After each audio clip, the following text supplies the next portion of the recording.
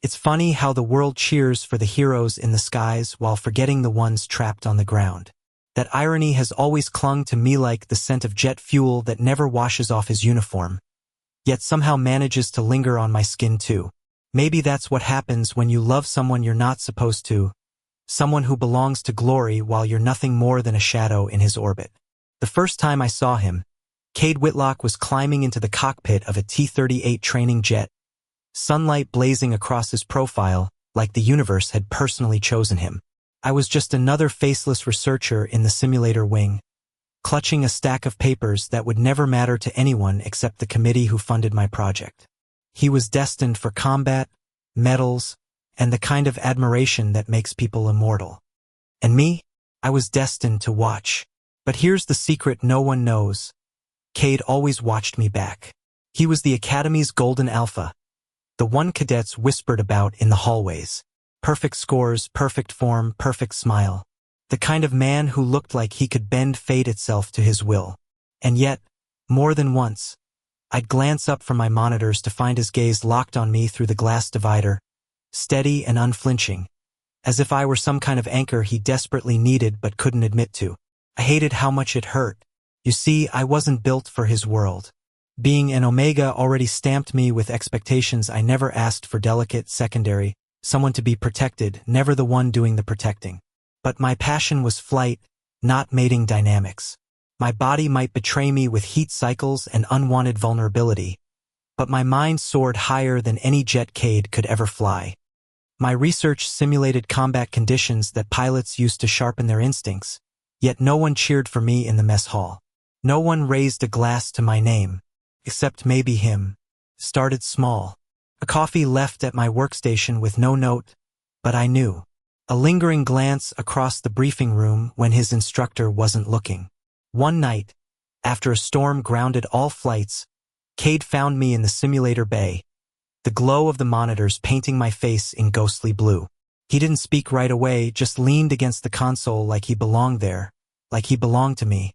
"You fly better up here," he said softly, tapping the simulator's glass dome, "than half the guys do in the real sky."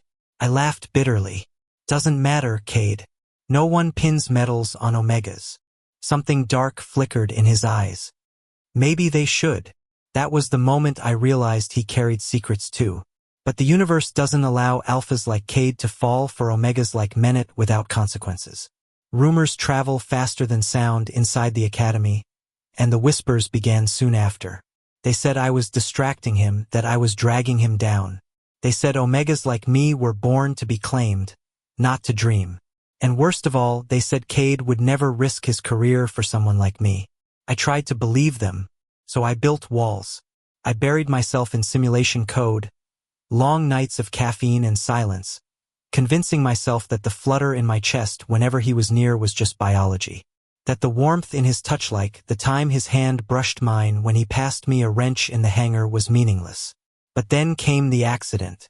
During a night drill, Cade's jet took a hit of turbulence too hard, sending it spiraling.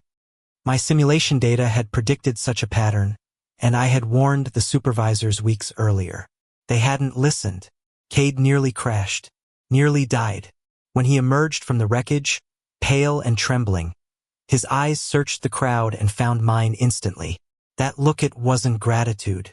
It was something rawer, something that shattered the last defenses I had. That night, I didn't go home.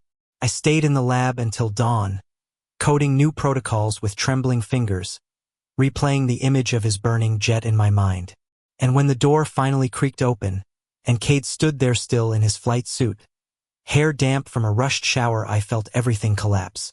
He didn't say a word. He just crossed the room, gripped my wrist, and pulled me into his chest like he'd been starving for this contact all along. "I can't keep pretending," he whispered against my hair. "Not with you." The world was cruel, and the Academy was crueler.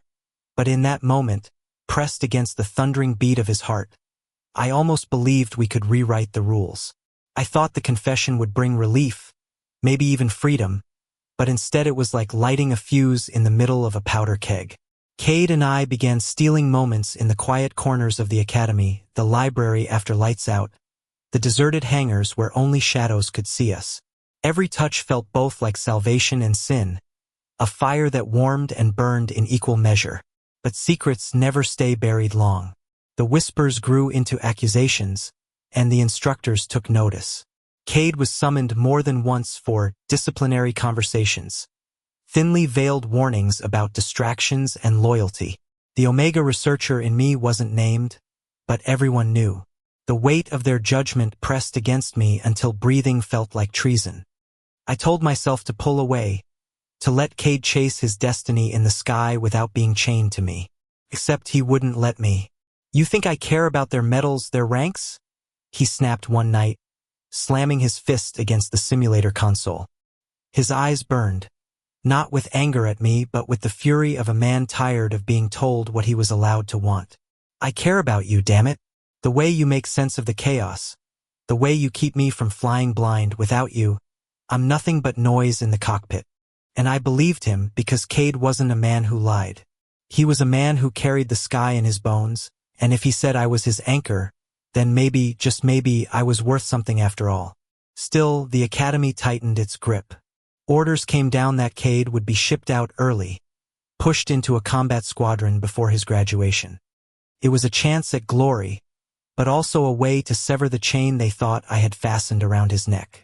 The night before he left, Cade found me sitting in the simulator dome, my laptop glowing with unfinished code. "Come with me," he said, voice rough, as though daring me to laugh. I shook my head. "You know I can't. Omegas don't belong in cockpits." He crouched down, his forehead pressing against mine, his hands trembling where they cupped my jaw. "Then wait for me. I'll come back. And when I do, I don't care what this academy or this country thinks, we'll write our own rules." I wanted to believe him, so badly. The days after he left were a blur of empty hangars and silence. I threw myself into research, feeding my grief into algorithms, building simulations that might keep some pilot alive out there, maybe keep Cade alive. Every news broadcast became a knife in my chest. Every mention of downed aircraft a prayer I whispered into the void. Weeks turned into months. Letters came, coded and short, smuggled through the rare channels Cade trusted. He was alive, he missed me, he flew with my simulations guiding him like phantom hands. Each word was oxygen. Each word was agony. Then, one evening, a broadcast froze my blood. Cade's squadron had been ambushed. Several jets lost. Status unknown. I don't remember collapsing, but I remember the cold floor against my cheek, the taste of salt from tears I hadn't realized were falling. The Academy's walls closed in, whispers turning to pity. They all assumed the Omega would break, that I'd crumble without my Alpha. And for a time, they were right. But grief is a forge, and I was remade in its fire. I finished the code. I made the simulation smarter, sharper, almost alive with instinct. I sent it to the commanders, demanding they implement it. They ignored me until another accident proved me right again. Slowly, grudgingly, they began to listen. And then, one late afternoon, when the sky was painted in gold and bruised blue, he returned. Cade. He walked across the tarmac like a ghost stepping back into flesh. His uniform was torn, scars mapped his skin, but his eyes, those eyes, still sought me first. Before the crowd could swallow him, before I could even doubt if he was real, he crossed the distance and crushed me into his arms. "I told you I'd come back," he murmured into my hair, voice breaking. "I told you." The world roared around us, cheers, orders, confusion, but in his embrace, it all fell silent. For the first time, I wasn't the Omega hiding in the shadows, and he wasn't just the Alpha fighter pilot shining too bright for me to touch. We were simply two men, battered and flawed, who had chosen each other against every rule.